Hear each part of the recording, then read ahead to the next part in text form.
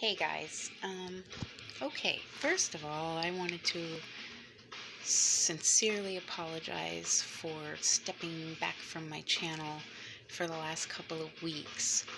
Um, I needed a break from social media and uh, in my personal life, I have battled homelessness this winter. I'm currently dealing with a child custody hearing, PTSD from prior traumas, plural, um, living out of bags, eating out of cans, not having a cell phone, my heart being ripped to shreds over my children and the situation, and not having any support in 3D. At 42, I still walk this planet alone, me, myself, and I. Acquaintances, boyfriends, whatever, estranged family, but I have no one. And so, number one, thank you to my soul tribe out there. You know who you are, subs and followers that have supported me in virtual land for some time. I can't tell you how much I appreciate you. So take my glasses off, even though I'm blind, and so you could see it in my face when I say I love you and thank you. It means to someone who's literally, virtually been essentially alone her whole life, misunderstood and not accepted by society for being different. You guys did, and you don't know me from Adam, pun intended. So there aren't words to express my gratitude to you guys for that. So my closest peeps, Bridget, Genevieve, Glitch, House of Beloved, Fairy, Richie. Oh, I know I'm going to forget people, and I always do that because I don't use scripts. I am blunt. I am, like, people used to call me a walking contradiction in terms because I am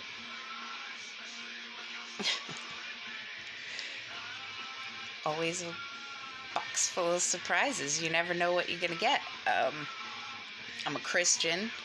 I have supreme faith. I follow the teachings of Jesus Christ, but I'm a metalhead. I have tattoos and piercings and used to be a goth girl, and my hair's going to be different color next week. I curse. I am in high school. I was like the goth girl, big shit kicker, Doc Martens and long black dresses and black hair and black eyeliner, and made sure I was different from the herd, the masses, the average. So those of you who have followed me, my story thus far, you know that my childhood was ripped away from me since I was very young. I grew up my father was in the military, Catholic, very strict rules. My mom came from Great Britain, so everything had to be perfection all the time. My parents were the two most hardest working, loving parents that I was blessed to have, but I went through it because I was always a little more advanced than my peers.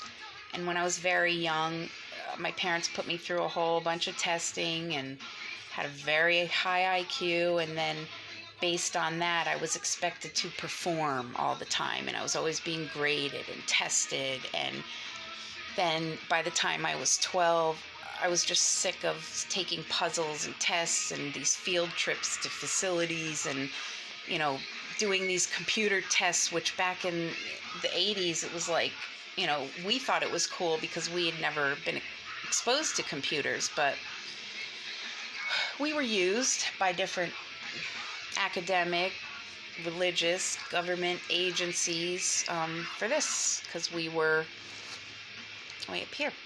And I have suffered I spent the rest of my life trying to fit in. I needed, as Jonathan Davis from Korn would say, somebody, someone. And Chester Bennington, Linkin Park, somewhere I belong. I never fit in. And I spent my entire adult life trying to. And it resulted in being suicidal, depressed, drug addict, alcoholic, crack whore, failure as per society.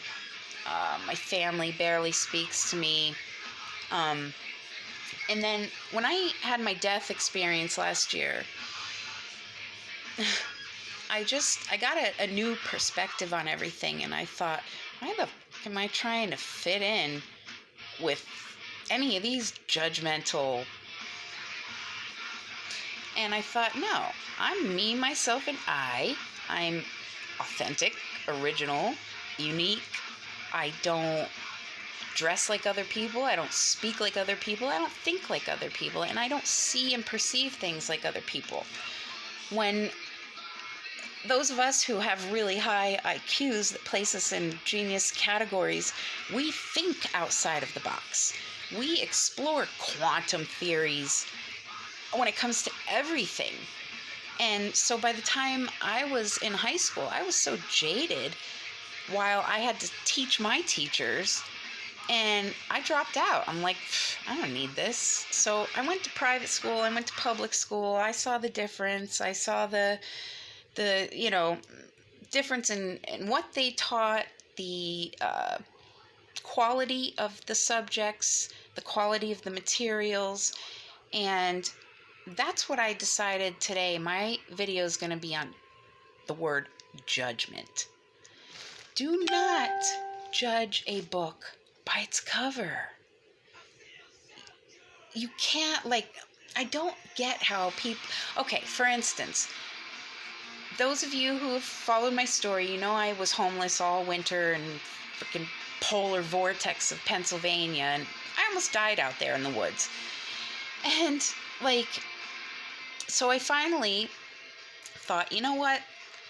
I was born into the Catholic Church. I don't go pay the steeple on Sunday. I don't attend a building to go to church. I have a spiritual relationship with God, and I follow the teachings of Christ. And that's being a good-ass person. Kindness, peace, truth, justice, equality. Nothing wrong with that. It's like following the 10 Commandments. I mean, who could dispute that? Don't kill. Don't steal. Don't lie. It's pretty simple. But everybody has to, well, I'm Muslim, I'm Jewish, I'm satanic, I'm Christian, I'm Catholic, I'm Episcopalian. Labels. Who gives a shit? Do you believe in God, whether you call him Abba, Yahweh, Allah, Krishna, Most High? Does it matter? No. You have faith. You're a good-ass person. You don't go around hurting other people, judging other people, lying, deceiving, corrupting, raping, murdering. You don't need a label. And everybody's got to be so politically correct these days. You can't say the white girl. She has to be the United States American citizen. Really? So, I'm sorry, but if I am trying to explain something to somebody and there's a Spanish guy, a black guy, and a white guy, and I want to point to the exact one, I'm going to say the white guy or the black guy or the Spanish guy. And 9 times out of 10, people aren't that soft. We don't get offended. So if somebody was trying to say, oh, that girl with the funky blue hair and she wears the rosary around her neck, oh, that freak, hey, I take that as a compliment.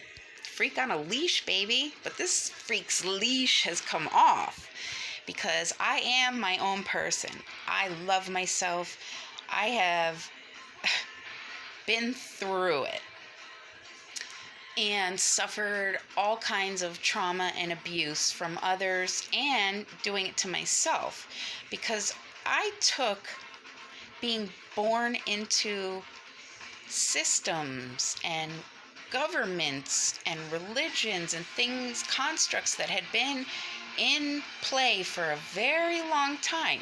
So my parents, the baby boomers, Stepford wife era, they were taught and indoctrinated. So then my parents taught me that, and then I taught my children that. You see how the cycle continues? And so my whole life, I was blaming myself for being different, and it wasn't even my fault. It's that no one could understand me, and still to this day, there's not one person that can. If I speak on something, it's always, oh, well, you should try this, or do this, because no, that may work for you, but I have my life, my personal journey, my personal story. So let's go back to judgment, okay? Now, my sister sent me this thing about, and that's the other thing. I sit here and freaking calculate the mass of the sun and trajectories of the incoming planet X and cataclysms and preparedness and study prophecy and theology and archaeology and all these things, while people are posting pictures about what they cooked for dinner tonight. And I'm like, oh my God, trying to help humanity and help this planet, because simple minds cannot and I don't mean that as a judgment. I mean uneducated or someone that's illiterate. It's not their fault. They've just never been taught or shown. So I never had a teacher, a religious leader, a family member, a friend, a partner, nobody that could ever teach me. I taught myself. And my gift from God was my intellectual brain, and I would like to use it.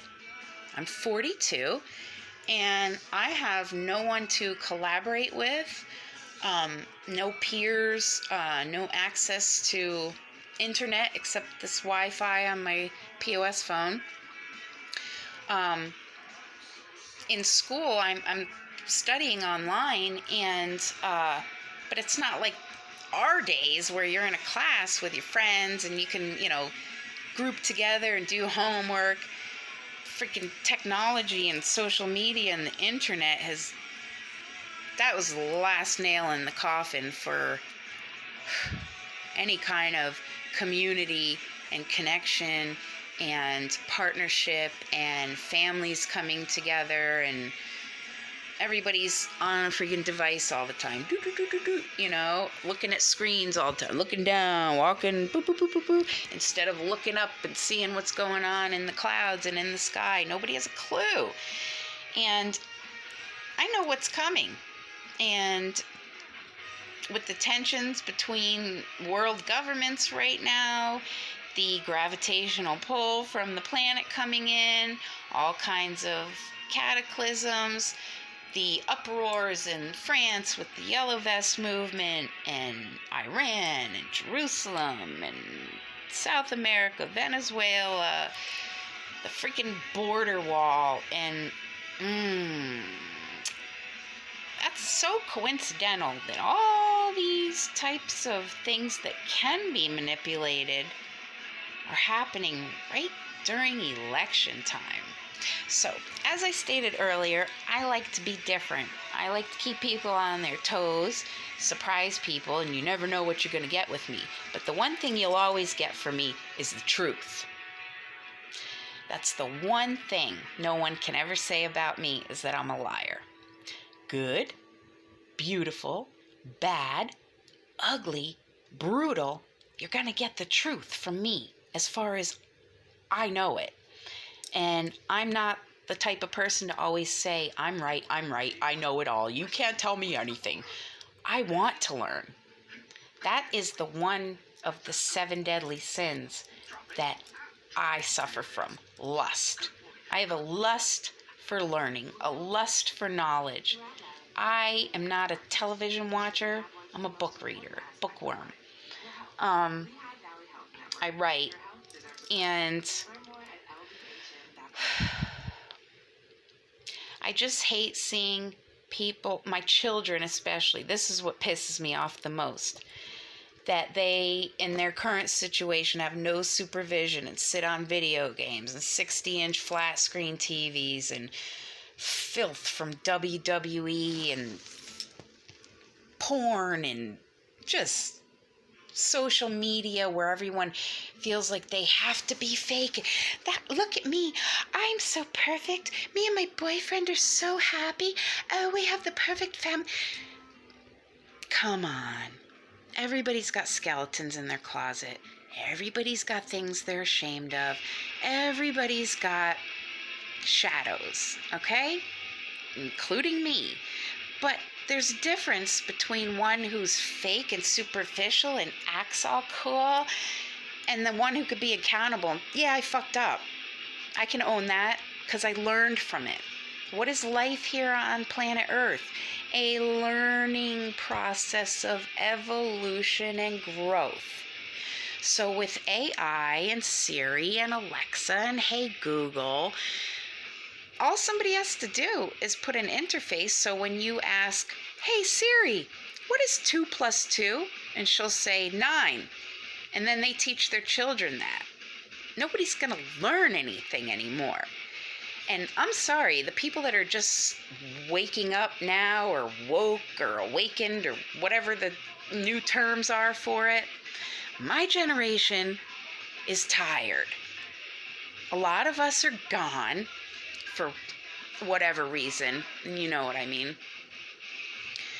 We have been fighting the NWO and society and corrupt governments and corrupt religions for almost 30 years, and it's exhausting.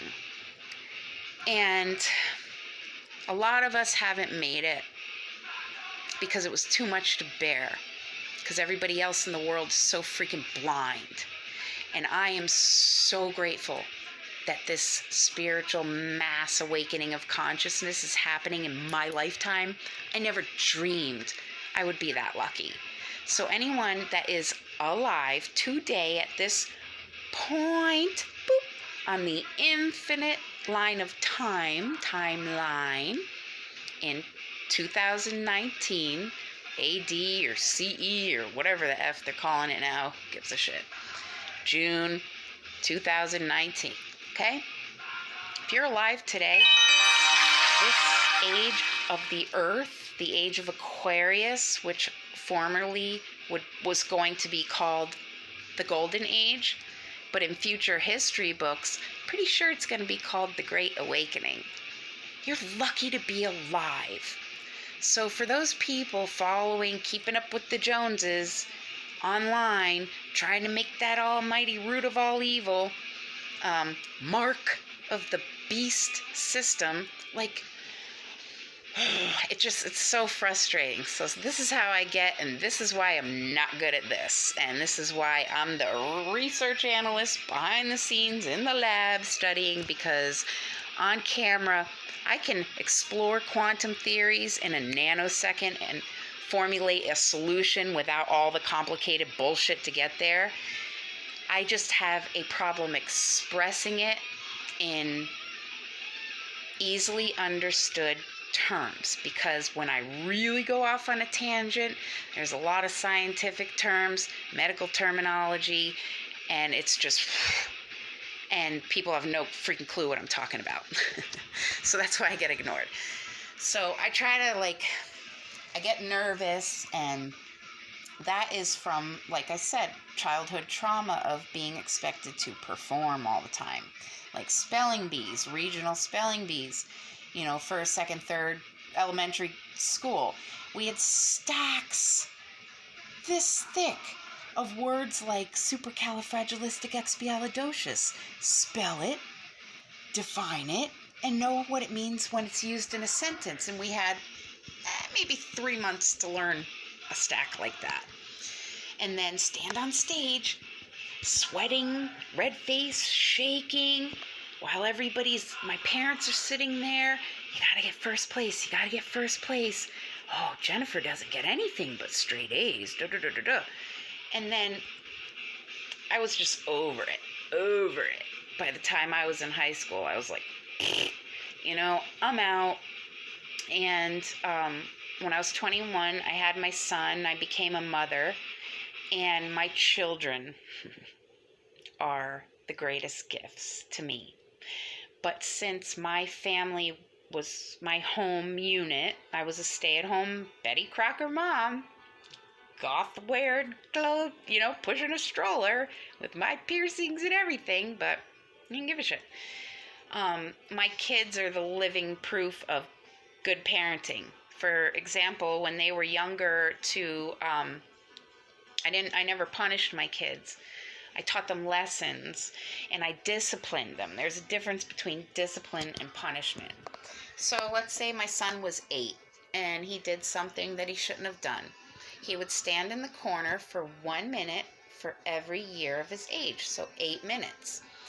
At the end of the 8 minutes, he would come over, we would sit down, talk, and say, why do you think Mom got upset about that? Blah, blah, blah, blah. Okay? Well, what do you think you could do differently next time so you don't do that again? Da, da, da. Good job. Good thinking. Kiss, hug, I love you. Go play. My kids never said no to me. They never talked back. They never cried at bedtime because I had routines and schedules and supervision, and I didn't allow junk on television. They never would have had cell phones if they were out then. Clean home, nutritious meals. I found every natural remedy. My middle son was very sick when he was in utero. Even to now, at the age of 17, he has a lot of health issues, and their environment is not healthy. It's, like I said, iPhones, 60-inch flat screens, fast food, WWE, no learning responsibility, no education. My 14-year-old, he is autistic as well. But he is more on the non-verbally expressive. I mean, he can communicate fine. He was reading chapter books by the time he was